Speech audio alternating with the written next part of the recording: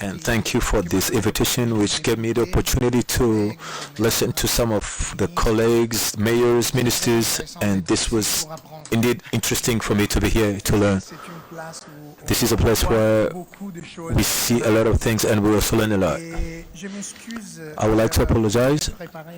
I prepared my conference in English, thinking about the minority that is here.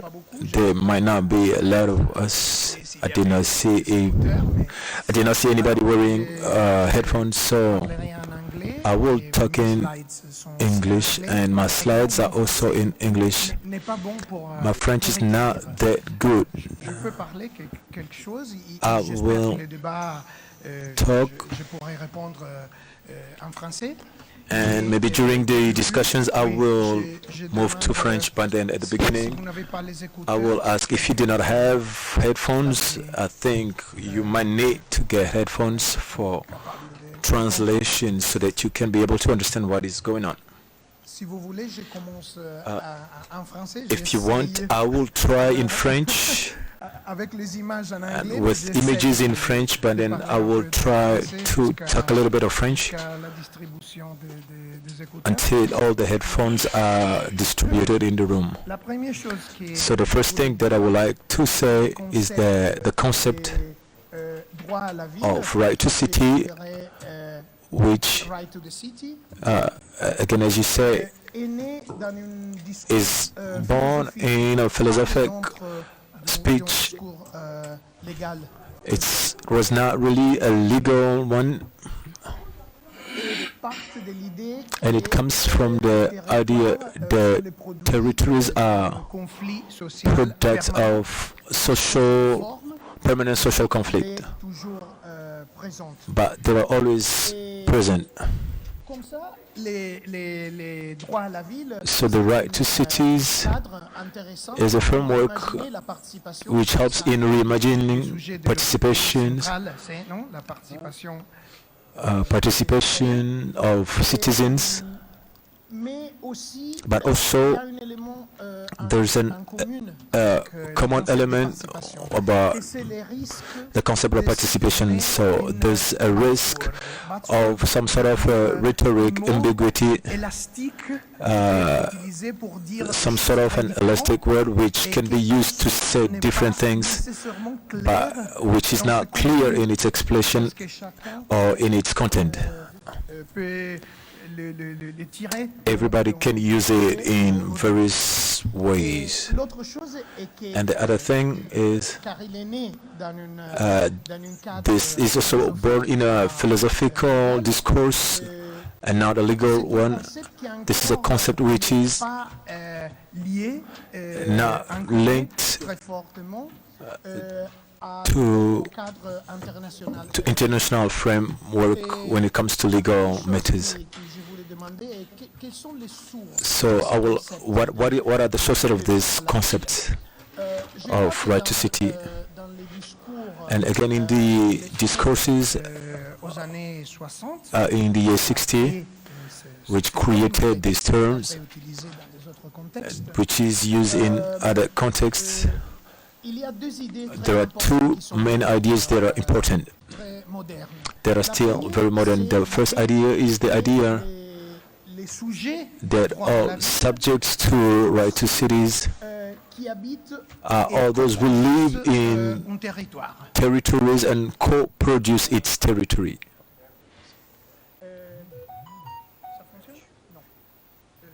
Okay. All right. So the produce on the territory, the culture, and the economy.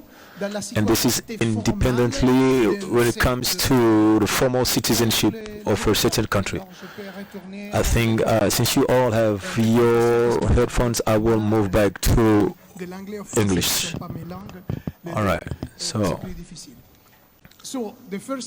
Donc la première idée est l'idée que le sujet parlant des droits à la ville est lié aux ceux qui habitent le territoire et c'est indépendamment, si je peux dire, de...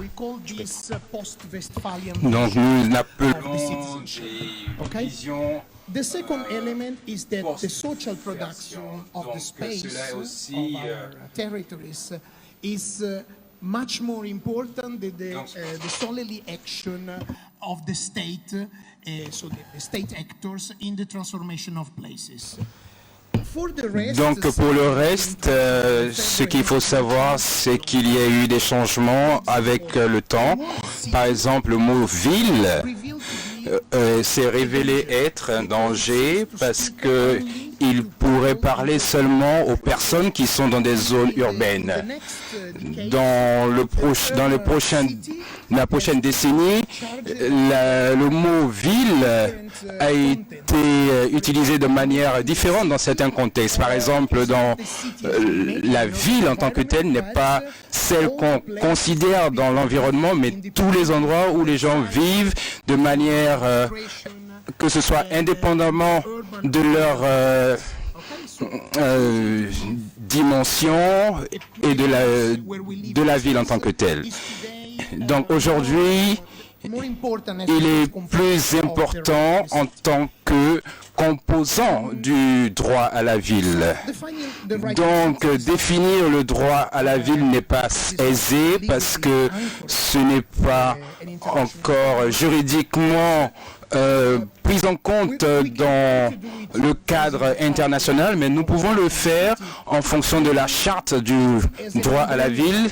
Cela pourrait être un droit qui inclut plusieurs autres droits, par exemple les droits individuels, civils, politiques, culturels, qui sont déjà reconnus au niveau des traités internationaux, des chartes des traités internationaux, mais aussi de nouvelles responsabilités dont la nature est connectée. Par exemple, écrire pour les endroits importants, la participation dans la gestion, vivre dans des environnements qui sont écologiques. Donc tout ça, ce sont des droits collectifs. Donc dans la troisième dimension du droit de la ville est, imaginez aujourd'hui le droit des personnes qui vivent en ce moment dans ces territoires, mais aussi ceux qui peuvent choisir de vivre dans ces zones. Donc la nouvelle génération, des personnes qui vont migrer,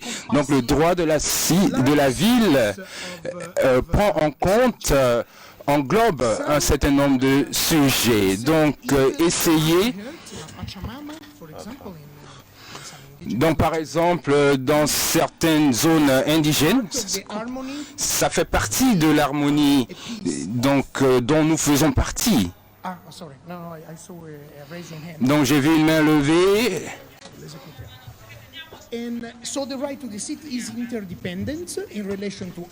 Donc le droit à la ville est interdépendant, juste comme tous les autres droits des êtres humains. Et concernant donc les sources, il est important de dire que à ce même titre, lorsque nous élaborons un concept, nous travaillons donc sur le droit des citoyens de migrer des zones rurales vers la ville. Et cela fait partie aussi d'une question sociale. Mais il y a d'autres éléments qui sont symboliques, culturels et même qui sont sensoriels. Voilà, cela concerne plus le sentiment des individus, ce qu'ils ressentent lorsqu'ils sont dans certains endroits. Avec votre langue concernant tout ce qui est culinaire et aussi vos oreilles concernant la musique. Donc, graduellement, dans ce chef-d'œuvre, je crois qu'il y a un rôle important. Vous voyez le contrat de citoyenneté qui est un livre collectif. Et il faudrait que nous puissions penser beaucoup au concept de contrat du citoyen vis-à-vis de l'État, et on pourrait bien entendu revenir sur cette définition. Il faudrait que nous nous rappelions qu'il y a aussi un grand changement qui s'est produit en Europe et cela a engendré donc une préoccupation de la Banque mondiale. Au niveau des zones urbaines, il y a eu quand même une externalisation. Il y a eu un rapport dans lequel le directeur de la Banque mondiale a eu quand même un intérêt dans la vision de cette institution internationale. C'est ce que Evelina Daglino, qui est une sociologue brésilienne, a parlé d'influence pervers. Voilà, parce que plusieurs influences donc interagissent au niveau de ce concept. Et c'était l'idée de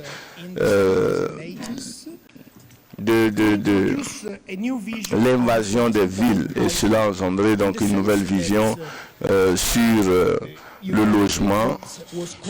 Vous savez, ce qu'on appelait l'approche jumelle. C'est-à-dire, il faut régulariser les segments qui étaient déjà consolidés. Je veux dire, les segments dans lesquels les investissements se produisaient et en même temps préparer des zones d'infrastructure pour les programmes urbains prochains. Et cette approche a eu, enfin l'approche jumelle a eu une influence sur l'idée de l'État minimum parce que la ville était déjà construite par des individus, mais l'État va juste promouvoir la valeur de cet héritage dont il a hérité des individus. Avec leurs efforts, bien sûr. Et vous savez que dans beaucoup de pays, la Banque mondiale a connu beaucoup d'opposition parce qu'il n'y avait pas de formalisation de ce secteur et il y a eu beaucoup de négociations. Et cela a changé l'idée du droit à la ville parce que cela a été établi pendant la période où on parlait d'installation informelle dans la ville. Par exemple, le mariage entre la justice spatiale et les mouvements spatiaux environnementaux. Et cela a trait à une socialisation géographique parce que si vous parlez par exemple de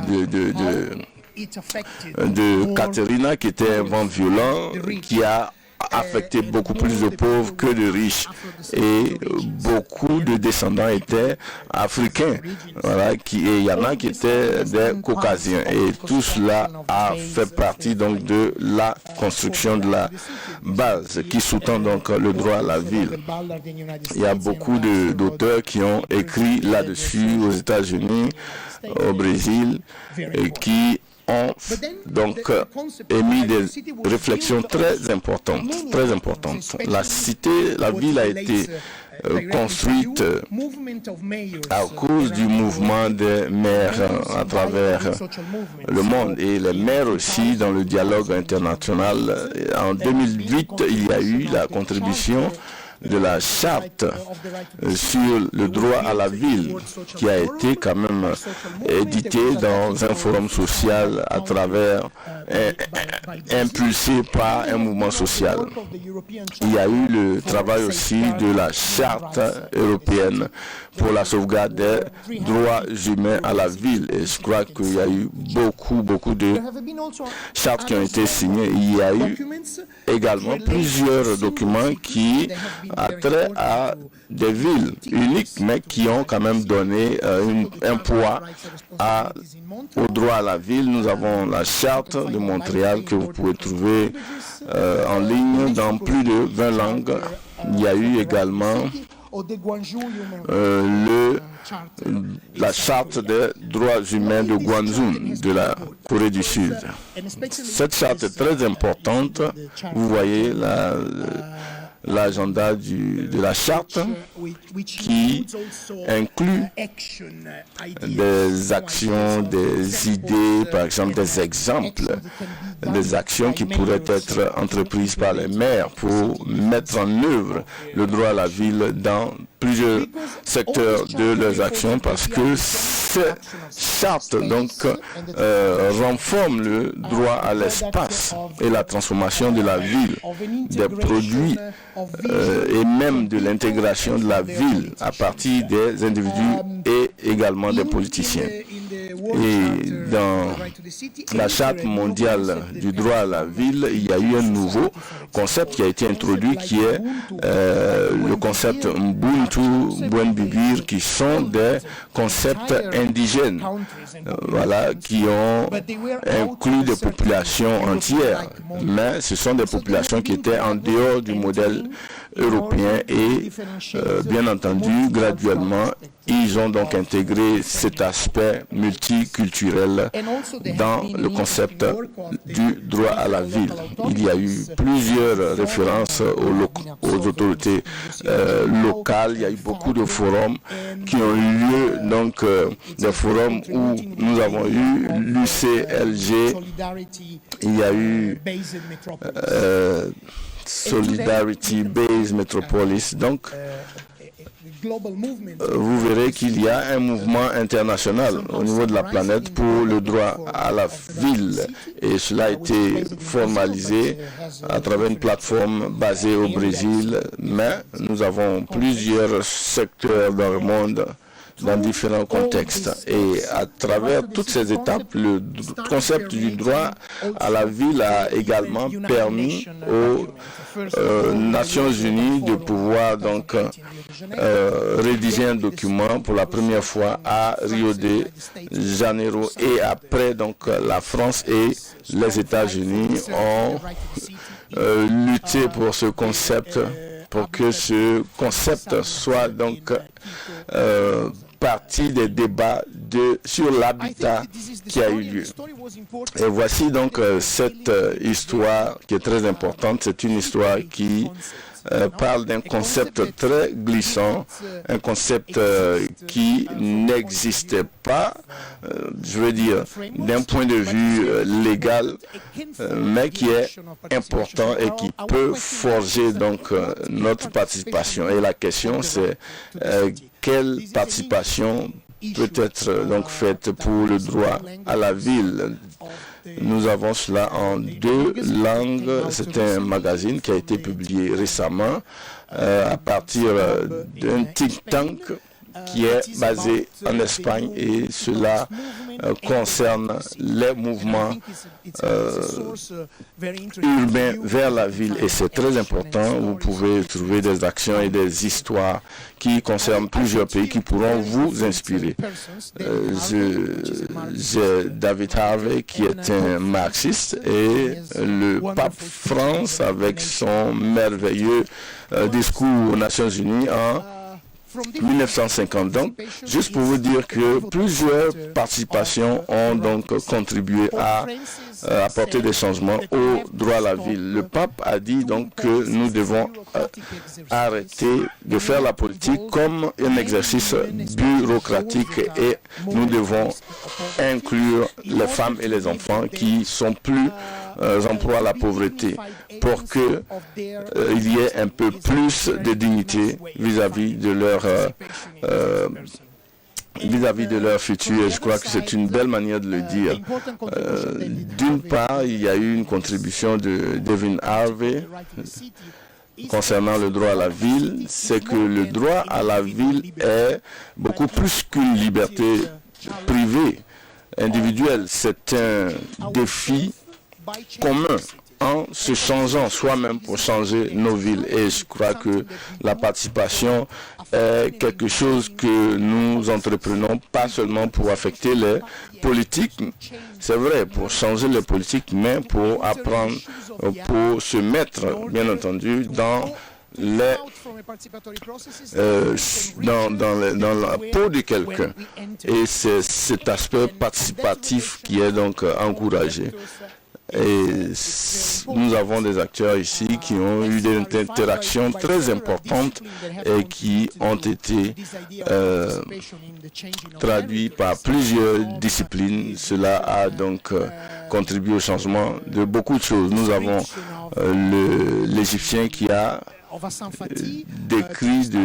qui a décrit Hassan Fati. Nous avons un acteur qui nous vient du Brésil. Je ne sais pas si vous vous souvenez, mais en 1963, nous avons eu un grand débat entre l'Europe et l'Amérique du Nord concernant l'installation illégale. Je crois que cela a commencé avec ce dont nous parlons ici, avec l'architecture même des bâtiments. Nous avons des exemples au Lima, au Pérou par exemple, qui montrent que les individus peuvent être maîtres de leur propre destin à travers leur architecture et leur manière de faire. Je vais vous parler de deux processus participatifs. D'abord, Akofo a clarifié cela. Il a parlé de processus ontologique. C'est un processus qui dit que nous faisons la participation parce que c'est sain pour la démocratie. Et la démocratie est une bonne chose. Et c'est tout. Et malheureusement, plusieurs processus participatifs s'en revendiquent. Mais il y a également la participation qui vient de la conséquence. Nous avons par exemple la justice sociale, la construction de nouveaux droits, et ce groupe de personnes-là pensent que la participation donc répond à ces deux objectifs, et cela est donc évalué par rapport à ces deux objectifs. Et le processus qui est le plus important, c'est ce que je vais faire maintenant pour que vous compreniez. Voici deux exemples de deals. Nous avons Monténégro et nous avons Villa Planetario à gauche. C'est une île qui a été construite, et vous pouvez voir que cette île-là a un type de construction qui n'est pas très élevé.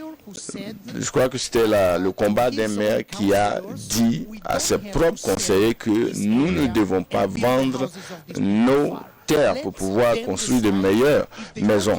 Il faudrait que la population décide s'ils veulent vivre dans ces maisons, parce que la majorité des populations vivent dans des zones où ils recyclent les déchets. Donc, le maire a dû lutter parce que la plupart des conseillers disaient que si nous vendons ces terrains, nous pourrons donc construire de meilleures maisons.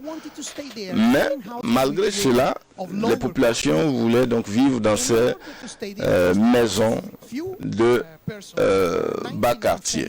Je crois que nous avions 99 familles qui vivaient en ville et qui n'avaient pas besoin de ces pauvres.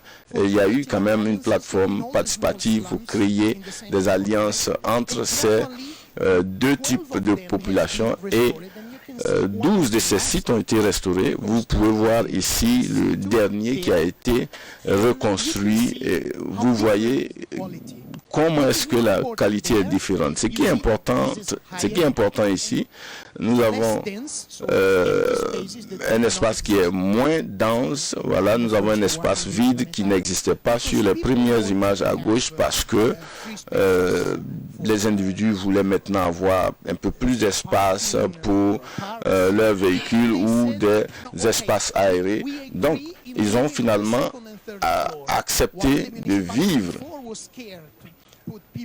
Nous acceptons de vivre maintenant au troisième ou deuxième étage, pendant que la municipalité avait encore peur de les loger à cette hauteur. Donc l'approche participative était uniquement limitée à la décision de mise à jour, d'amélioration de cette île. Et le dernier exemple, c'est que la décision touchait tous les aspects, le logement temporaire et même la qualité de l'architecture. Et c'est pourquoi, lorsque nous parlons de budgétisation participative, qui est un outil qui a beaucoup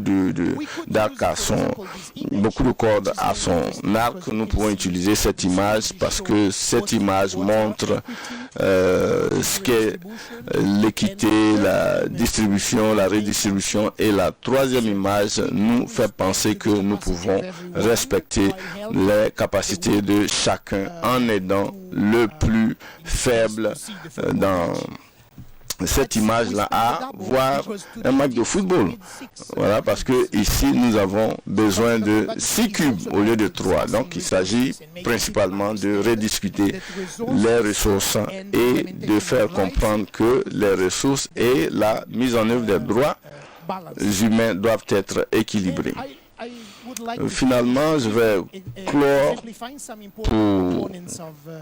en parlant de certaines composantes très importantes qui pourraient donc être incluses dans le droit à la ville à travers des histoires.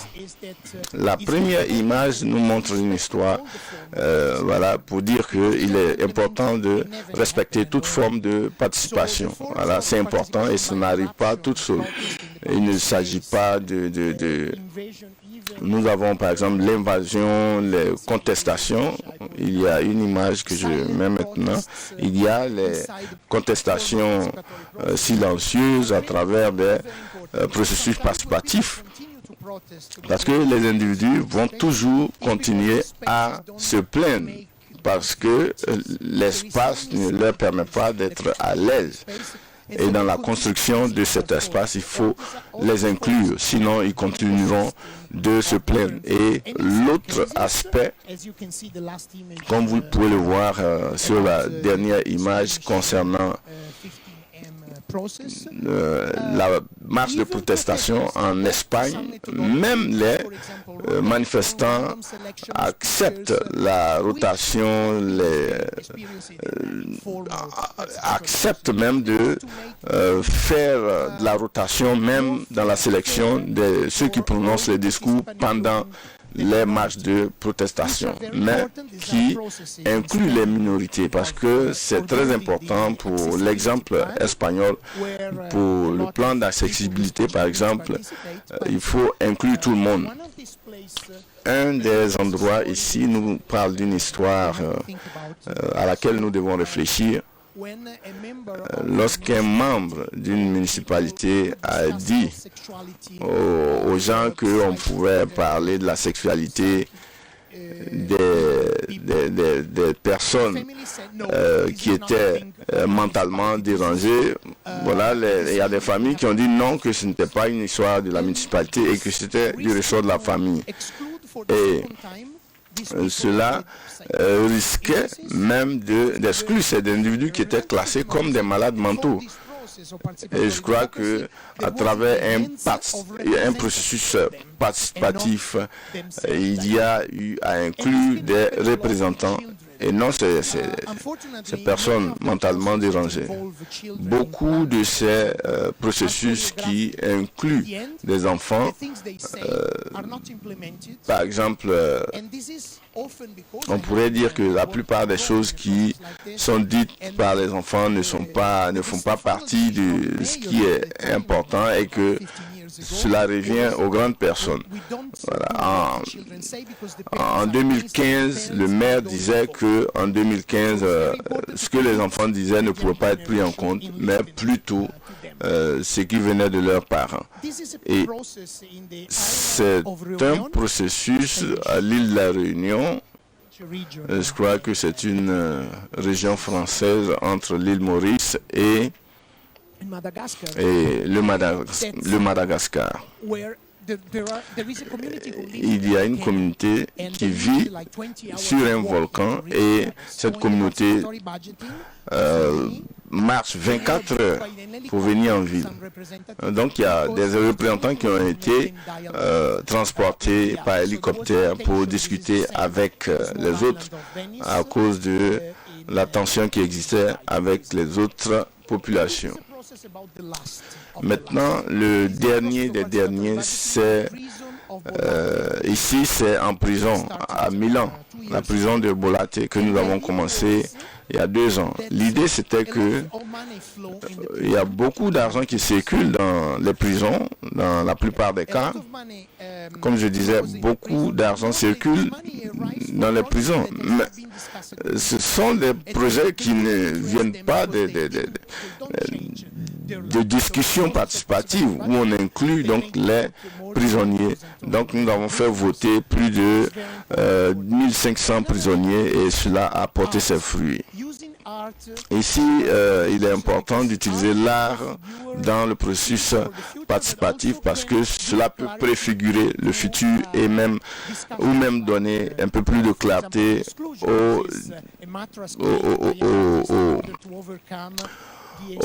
à l'exclusion, par exemple. Vous voyez, ce sont des représentations artistiques qui décrivent l'exclusion.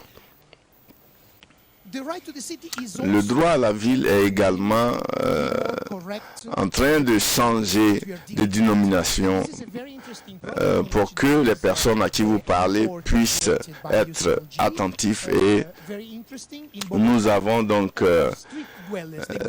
des enfants de la rue, comme on l'appelle à Abidjan. Ce sont des personnes qui dorment dans la rue. Voilà. Ils n'ont pas de maison, mais il y a beaucoup qui ont découvert que certains d'entre eux ont décidé de vivre dans les rues, pas parce qu'ils n'avaient pas de logement, mais parce qu'ils avaient été traumatisés à la maison. Ils ont trouvé refuge dans la rue. Donc, dans ce programme, nous avons changé tout le langage qui était utilisé. Il y a eu un nouveau langage, un nouvel art pour créer donc une relation entre ceux qui dorment dans la rue et ceux qui vivaient en famille.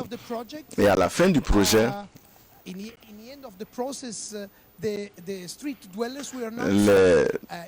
enfants de la rue ou ceux qui vivaient dans la rue n'ont pas seulement eu l'opportunité d'avoir une maison, mais de choisir entre dormir chez eux en famille ou dans la rue, mais d'une autre manière.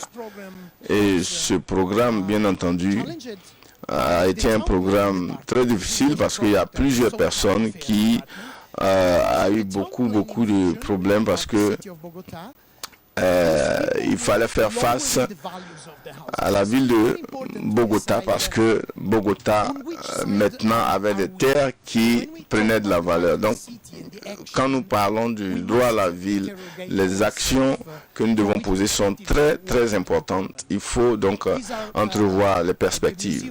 Voici le musée de Favela à Rio de Janeiro, qui est un endroit qui a été créé en vue de se souvenir donc des luttes de ceux qui dormaient dans les rues à titre d'histoire. Et c'est quelque chose de très important aux États-Unis. Et en Suisse également, il y a eu quand même une revue du citoyen. Il y a eu une sélection de citoyens par hasard pour qu'on puisse donc avoir des informations sur les référendums. À gauche ici, si vous avez par exemple emprunté de l'argent pour payer votre publicité, vous allez gagner.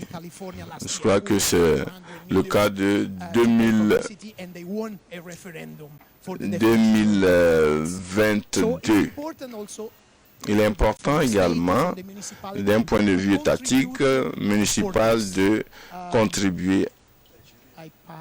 Je crois que je vais sauter cette slide. Il est important également de mesurer différemment parce qu'il y a beaucoup d'indicateurs aujourd'hui qui vont au-delà même des indicateurs de l'index de croissance. C'est un travail qui a été fait ici en Australie, à Fort Phillip. Ils ont utilisé les citoyens pour diagnostiquer donc les différentes sociales dans l'analyse des prix. Il est également important d'investir les ressources dans les processus participatifs qui peuvent aider les citoyens à avoir de la protection de tout ce qui est dangereux dans la nature. Ici, je crois que c'est un programme pour la reforestation d'une montagne pour protester. Ici, finalement, je crois que nous devons réfléchir sur une co-conception de l'approche participative parce que cela rend beaucoup plus confiants les autres parce que les lois sont définies ensemble en leur présence de sorte à éviter l'exclusion et qu'on ne les néglige pas. C'est le cas de Qashqai où il y a eu beaucoup de caméras qui ont été installées pour permettre aux individus de participer à la mise en œuvre du processus participatif et cela a été utilisé beaucoup dans plusieurs mouvements sociaux par Taipei, la ville de Taipei, pendant leur révolution. Il y a une autre chose, c'est que nous avons un réseau de 30 000 municipalités qui ont un document directeur impact pour, par exemple, la gestion des espaces, des services. En Bologne, nous avons 550 pactes qui sont actifs en ce moment. Et lorsque vous proposez quelque chose dans un pacte participatif, que ce soit aux groupes sociaux ou à la municipalité, vous pouvez être récompensé. Vous avez beaucoup plus de chances de gagner parce que vous aidez la municipalité dans la mise en œuvre. Je vais finir de parler d'un autre aspect qui est important, qui est l'habitat ou le logement. C'est une expérience qui a maintenant fait tache d'huile. En français, nous l'appelons organisme foncier organisme foncier solidaire. Et ici, nous voulons mettre l'accent sur le prix de la terre, mais en lien avec le contrôle des résidents sur ces espaces-là. Et ce type d'action est très important parce que cela réduit le coût de l'habitat, le logement, parce que dans ce cas, ils opèrent beaucoup plus la terre. Je crois que je vais conclure ici parce que mon temps est arrivé. Je crois que plusieurs choses vont donc émerger pendant nos discussions. Merci.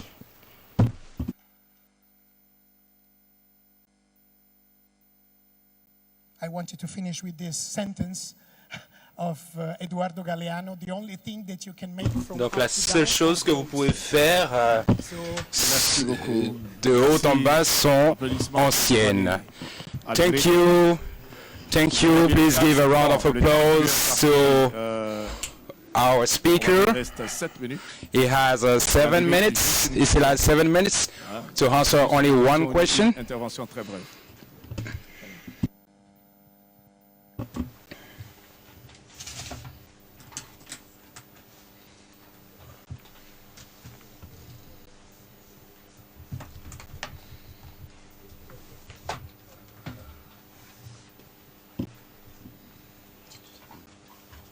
Non, c'est juste merci. Okay, thank you. Just to give a bit of clarification, what do you mean by right to city? Can you speak French? Can you explain in French? So what do you mean by right to city? So that was, I tried to explain it when you were trying to get your headset. I remind you that the idea of right to city is a philosophical idea rather than a legal idea. So it is the right for those who live in a territory that is independent of its formal citizenship. We can have migrants, we can have children who do not vote, but have the right. They have the right to discuss and decide the change of its territories, because the right to city can be applied not only to city but to other kind of territories. So it is the right to have the right that used to gather the rights that are included in international treaty, talking about collective rights and participatory approach. All that together has to be considered. So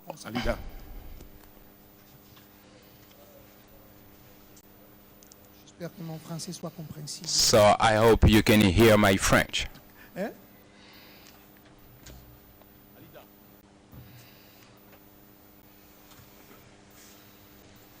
Je dois le redire en anglais aussi? Would you like me to say it again in English? So, the right to the city, Donc le droit à la ville which was born qui est né, qui est dans un environnement philosophique et non lié au droit, c'est le droit des personnes qui vivent et qui construisent des territoires, ce qui veut dire qu'ils sont indépendants de leur citoyenneté. Et le droit est le droit d'agir pour la construction du territoire dans la mise en œuvre de solutions et de politiques pour l'amélioration de la qualité de vie. Donc cela rassemble les différents droits individuels qui sont consacrés dans les traités internationaux avec de nouveaux droits collectifs comme le droit à des villes saines, le droit de participer dans la gestion de la chose publique, le droit de tout ce qui est lié à la durabilité.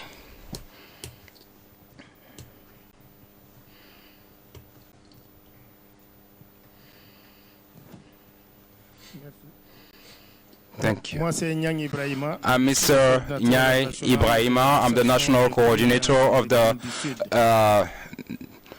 of an organization in southern Mauritania. I had a good understanding of what you said, what the speaker said. So regarding Je suis allé dans ce sens. the question, I would like to have a bit of clarification regarding to the right to city. So now I think I have a better understanding. So I also would like to know what are the actions that have to be taken when we talk about the right to city. So can you give us some examples? And also you shared some pictures about the citizenship contract. So I would like to know what is the link with the right to city. So the third question, don't you think that the right to city should consider the land right as well? Merci beaucoup de votre question.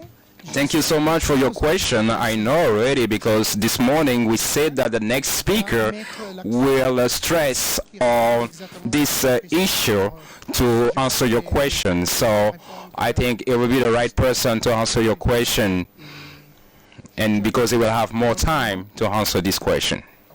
Ça va? Ah, ok. Non. Ok. Non, c'était 45 minutes parce que on a... So I only had 45 minutes.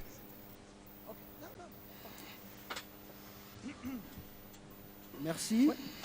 Thank you. Monsieur Giovanni. Thank you, Mr. Giovanni. Thank you to the Mayor Yassé that asked a very good question on the right to city. But my takeaway on your question is the right to build an independent territory. And I see that in your presentation you presented some street children living in the street. So if I consider the question asked by the Mayor, it is as if these children have the right to build their own territory within the city, are not, because the thing is they're supposed to be marginalized. So don't you think that there is a risk, because we have some children in our country that are considered to be in conflict with the law? So you know that in our cities we try to improve the quality of the city. So if you give rights to homeless children, what's going to happen? So I'm a mayor of the commune of one of the communes in Côte d'Ivoire. So I thank you for what you just said. But you know what is important when you consider participation as a fundamental element for right to city is not to leave things as such, but you have to transform the players. So the program that I discussed regarding Bogota, when I talked about the street dwellers, is a program that trains street dwellers, and it gives them the opportunity to choose different ways to have a better living in the society. So one of this way is to give them the opportunity to live in houses or collective houses, and the second option is to stay in the street, but with a different way of having relationship with people who live into these cities. So when we talk about right to the city, we shouldn't leave things as such, but we should leave opportunities to the citizens through trainings, through co-trainings. We have to give them the opportunity to change their behavior when it comes to how they live into a particular space inside the city. So I told you about a program regarding arts into the streets. So I think what is important is the educative value that we give to these children. So we have to be in a situation where cities can interchange the strategies to educate the population through the social movement, and they have to make sure the environment can be an environment for everyone.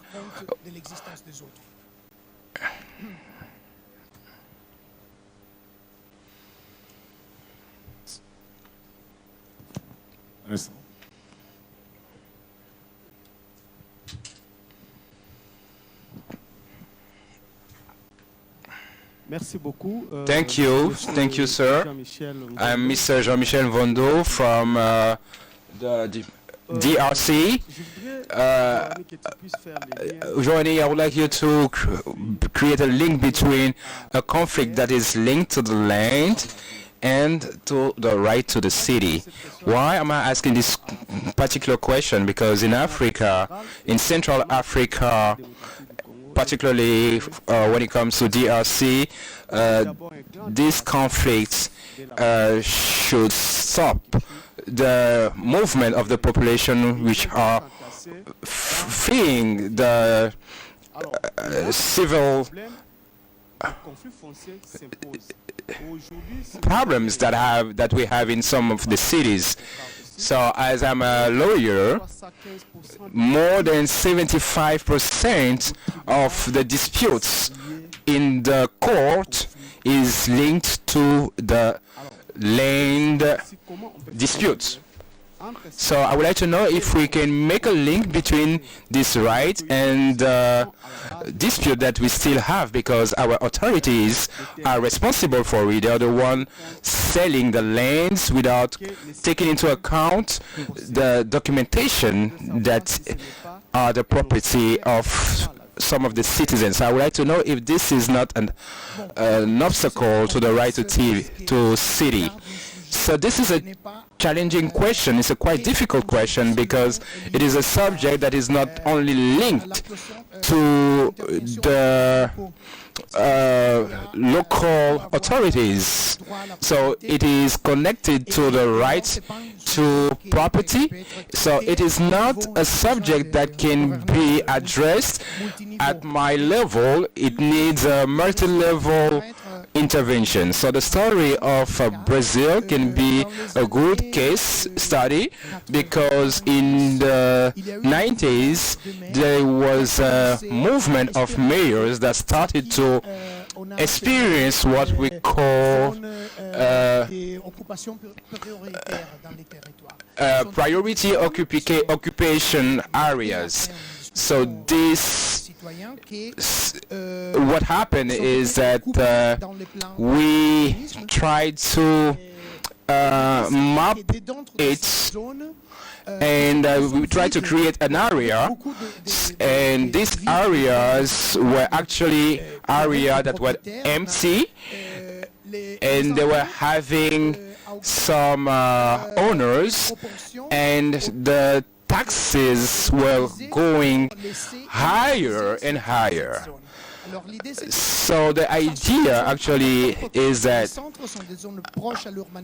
these areas are are very close to the utilities connection, and these were areas that were used for private authorities, and they were connected to the public communes, and also to recover the form of the city, because when you want to build in neighboring places to the cities, it's easier, it's cheaper than building into the main city.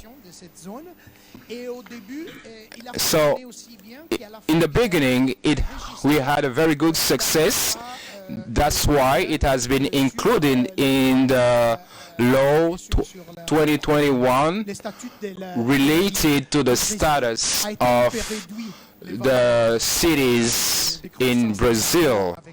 So this helped to reduce the taxation, and I think it is possible to experience it at the local level, and we can come to a situation where we will have the final word coming from the government, because this should be included into the national law system.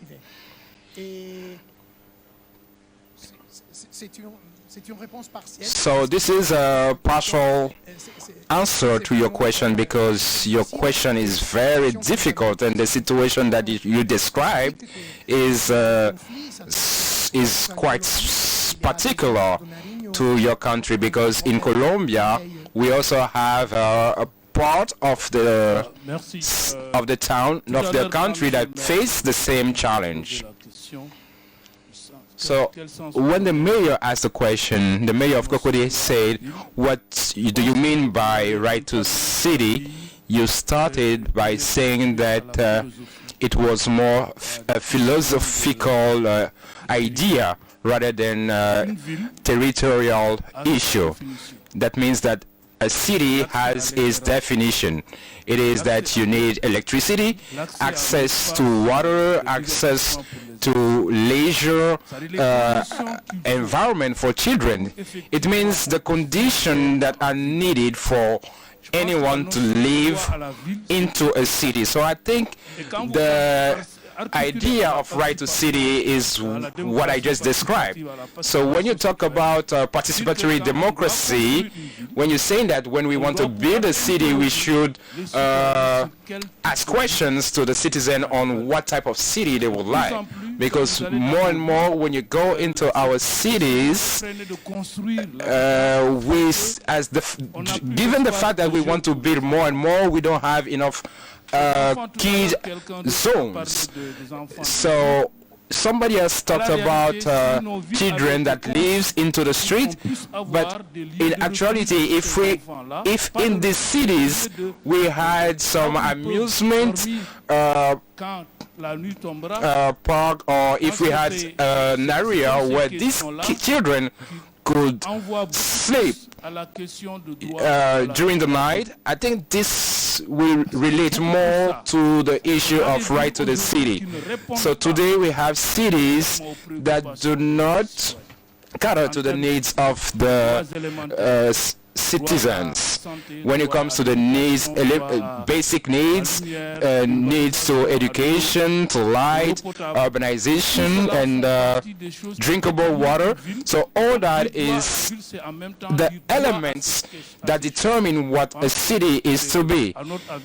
So in my opinion, it's more, what I just described.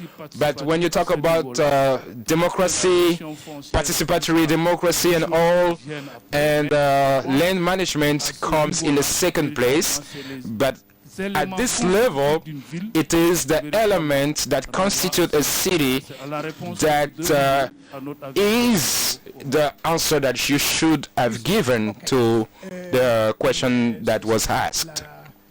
Ma réponse, c'est que So my answer is that I totally agree with you, and I consider these elements to be part of the individual rights. When you talk about drinkable water and all, it's part of international treaty. That's why I did put it aside. But it's true that the first thing in some areas that you should consider, which are not yet guaranteed, but which are included in international treaties, is what you describe when it comes to the definition of a city. So I consider it to be implied into the portion regarding individual rights. So thank you for highlighting this issue, because the COVID brought to us different cities, and we need different spaces. We're now discussing about a 15-minute city, which means that we should be able to do everything within a range of 15 minutes around us. But this is still not possible in the cities that have already been consolidated. So we've been talking about the city of Swank, which is a city that is considering more and more by including by building the cities, taking into account human relationships, okay? Because we have to foster human relationship. Merci. Applaudissements pour... Thank you. Please give a round of applause to Mr. Giovanni.